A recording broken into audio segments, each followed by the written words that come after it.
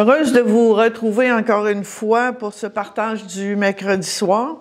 Et on va commencer tout de suite avec la parole de Dieu dans Genèse, chapitre 3, versets 8 à 13. Le soir, quand souffle la brise, l'homme et la femme entendirent le Seigneur se promener dans le jardin. Ils se cachèrent de lui parmi les arbres. Le Seigneur Dieu appela l'homme et lui demanda « Où es-tu » ? L'homme répondit, « Je t'ai entendu dans le jardin, j'ai eu peur car je suis nu et je me suis caché. »« Qui t'a appris que tu étais nu? » demanda le Seigneur Dieu. « Aurais-tu goûté aux fruits que je t'avais défendu de manger? » L'homme répliqua, « C'est la femme que tu m'as donnée pour compagne. C'est elle qui m'a donné ce fruit et j'en ai mangé. » Le Seigneur Dieu dit alors à la femme, « Pourquoi as-tu fait cela? » Elle répondit, « Le serpent m'a trompée et j'ai mangé du fruit. » On va arrêter là pour l'instant. Quand on lit ce texte-là, on le connaît. Je suis certaine que c'est pas la première fois que vous l'entendez. Mais on réalise que c'est difficile de reconnaître ses torts. C'est difficile d'avouer que dans le fond, on a désobéi. C'est difficile d'avouer qu'on a eu des mauvaises réactions, une mauvaise attitude. Des fois, c'est par peur, mais souvent, c'est par orgueil. Et si on était plus rapide à reconnaître nos erreurs, ça éviterait certainement beaucoup de séparations et de relations brisées. Vous savez, ça prend de l'humilité, ça prend même du courage parfois pour admettre nos torts. Ça, c'est dans l'être humain. Puis cette phrase-là, on l'entend souvent, puis je pense on la prend à la légère, tu sais, un peu en riant. Quand Adam dit à Dieu, « Ben, c'est la femme que tu m'as donnée. C'est sa faute à elle. » Mais malheureusement, parfois, c'est l'attitude qu'on a. Ben, c'est un tel, c'est une telle, c'est telle personne. Puis, vous savez, on peut réussir à se cacher des hommes, mais on ne peut pas se cacher de Dieu, comme Adam et Ève, ils ont essayé de le faire. Ils ont essayé de se cacher de Dieu. Où est-ce que je veux en venir avec ce texte-là? On va lire Romains 14, 10, 12. « Mais toi, pourquoi juges-tu ton frère? Et toi, pourquoi méprises-tu ton frère? Nous aurons tous à nous présenter devant Dieu pour être jugés par lui. Car l'Écriture déclare, « Moi, le Seigneur vivant, je l'affirme, tous les humains se mettront à genoux devant moi et tous célébreront la gloire de Dieu. » Ainsi, le verset 12, « Ainsi, chacun de nous, ça veut dire toi et moi, chacun de nous, devra rendre compte à Dieu pour soi-même. » Rendre compte à qui? À Dieu, pour soi-même. Dans la vie, là, il y a des injustices. Des fois, on est accusé faussement. Des fois, il y a des gens qui payent pour les vrais coupables. Ils payent à la place, ils sont punis à la place des vrais coupables. Et ça, on voit ça régulièrement dans notre monde. Mais avec Dieu, c'est pas comme ça que ça marche. Dieu, lui, c'est un Dieu qui est juste, premièrement. Et toi et moi, on est les enfants de Dieu. Puis Dieu, il nous a laissé quoi? Sa parole. Afin qu'on sache comment se conduire dans chacune situation, dans chaque situation, dans chaque circonstance. Vous pouvez aller lire dans Matthieu les chapitres sur le sermon à la montagne. Sur la montagne. La Bible nous enseigne ce qui plaît à Dieu et ce qui déplaît à Dieu. Mais il y a une chose qui est certaine, et on le retrouve dans la parole, ce qui plaît à Dieu, c'est notre obéissance. L'obéissance à sa parole, c'est très important pour Dieu. Dans Colossiens 3, 12, 14, ça nous dit « Dieu vous a choisi. Il veut que vous soyez à lui et il vous aime. » C'est très important de saisir, de comprendre, de croire que Dieu t'aime, que Dieu m'aime et que tout ce que Dieu nous demande de faire dans sa parole, c'est pour notre bien. C'est pour qu'on notre transformation, c'est pour qu'on grandisse. Alors, ça dit donc, faites-vous un cœur plein de tendresse et de pitié, un cœur simple, doux, patient. Supportez-vous les uns les autres et pardonnez-vous si quelqu'un a un reproche à faire à un autre. Le Seigneur vous a pardonné. Agissez comme lui. Et surtout, aimez-vous. L'amour est le lien qui unit parfaitement. Aimez-vous. Parfois, ça nous arrive tous. Ça nous arrive tous à un moment donné. Je suis blessée. Je suis frustrée. Je suis fâchée parce que j'ai été traitée injustement. Puis, des fois, on se dit, ah, mais je méritais pas ça. Quelqu'un qui a parlé mal de moi, il y a quelqu'un qui me fait du tort, etc., etc. Ça finit plus. Toutes sortes de situations qu'on vit. On va dire, les choses ne devraient pas arriver comme ça parmi les enfants de Dieu, mais elles arrivent, ces choses-là. Parce que nous sommes des êtres humains, rachetés, pardonnés, mais pas encore rendus à la perfection. Alors, ces choses-là que je viens de mentionner, elles vont continuer d'arriver, même parmi les enfants de Dieu. Et nous sommes des êtres relationnels. On est appelés à vivre en relation. Nous vivons en société, nous vivons en communauté. Fait que c'est certain que dans les relations, il arrive des choses où ce que je vais être fâchée, où ce que je vais être blessée profondément. Je vais être trahie.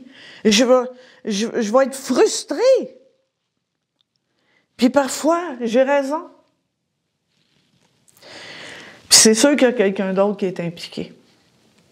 Moi, je demeure seule, puis c'est rare que je me chicane seule. Des fois, je suis frustrée là, de certaines choses, là, mais ça va être rare que je me chicane toute seule. Il y a toujours d'autres personnes qui sont impliquées. Puis ça se peut que sur le coup, quand ces choses-là arrivent, ça se peut que je réagisse mal. Ça se peut que mes réactions ne sont pas bonnes. Ça se peut que mon attitude n'est pas bonne. Mais c'est ce que je fais après. Quelle est mon attitude ensuite face à l'offense? Comment est-ce que je vais réagir? Est-ce que je vais réagir venge-toi, œil pour œil, dent pour dent? Non, Dieu dit que c'est à lui la vengeance. C'est à lui qu'on doit remettre nos situations et non se venger nous-mêmes. Ah, tu vas dire, est-ce que c'est facile? Oh non, c'est pas facile. C'est même difficile.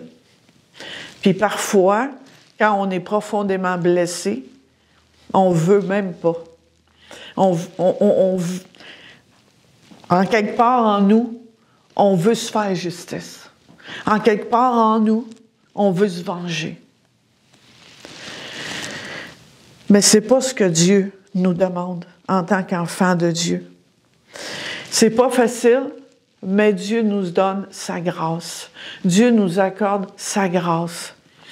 Puis, écoute, des fois, je dis, ben regarde, jette-toi à terre, pleure devant Dieu, crie à Dieu, qu'il t'accorde la grâce de pardonner, d'avoir une bonne attitude, d'aimer comme Dieu nous demande d'aimer. Il nous demande d'aimer nos ennemis.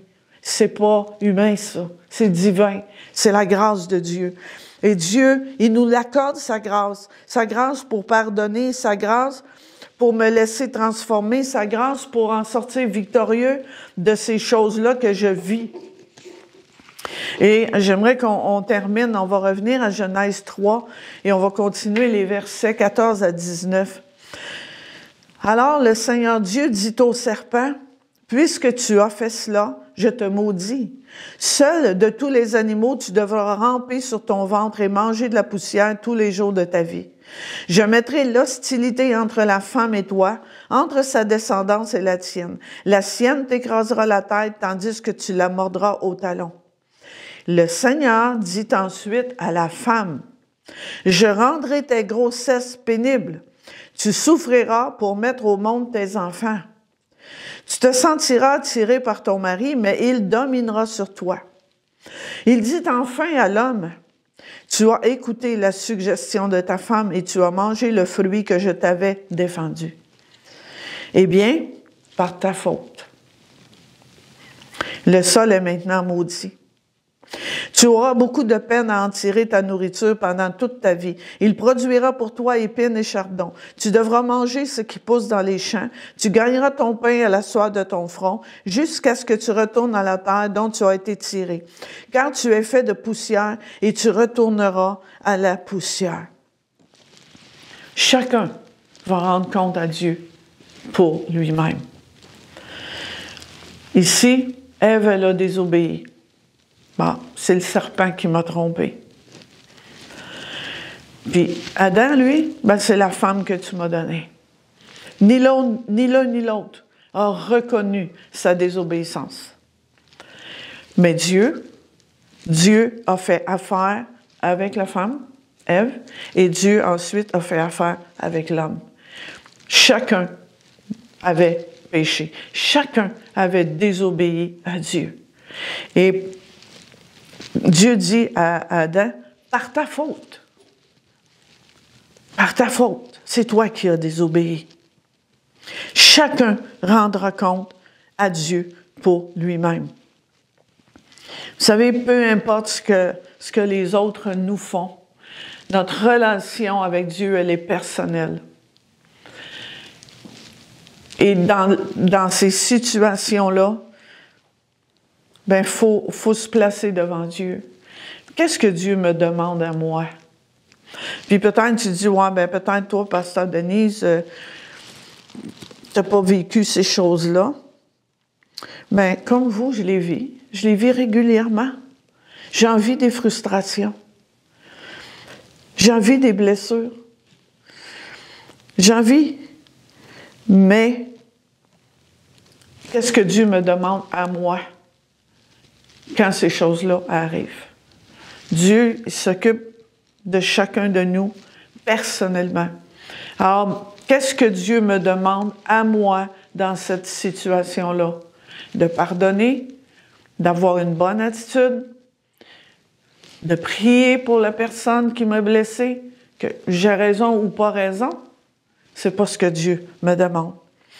Et je souhaite de tout mon cœur que ce message puisse vraiment, que tu puisses vraiment le saisir, afin d'être en paix avec Dieu. Et je vais terminer avec le psaume 139 qui dit, « Ô Dieu, regarde au fond de mon cœur et connais-moi. Examine mes pensées et vois mes soucis.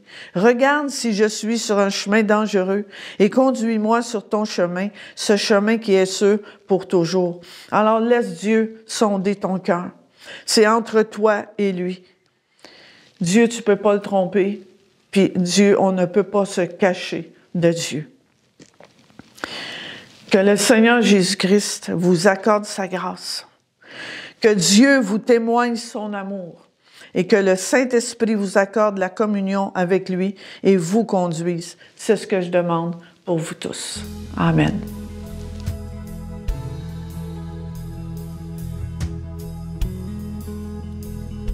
S'il y en a qui veulent juste venir à l'autel pendant la louange, prenez votre liberté.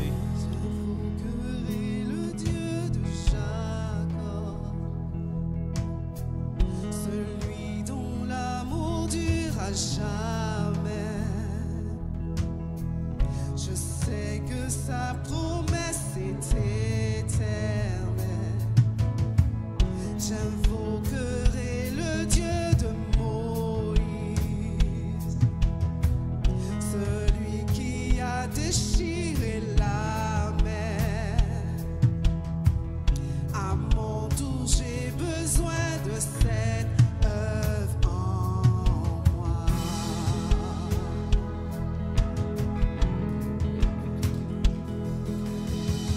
Oh Dieu, j'ai besoin de toi. Mon Dieu, viens agir maintenant. Agis maintenant. Toi le rocher éternel, ta fidélité me soutient.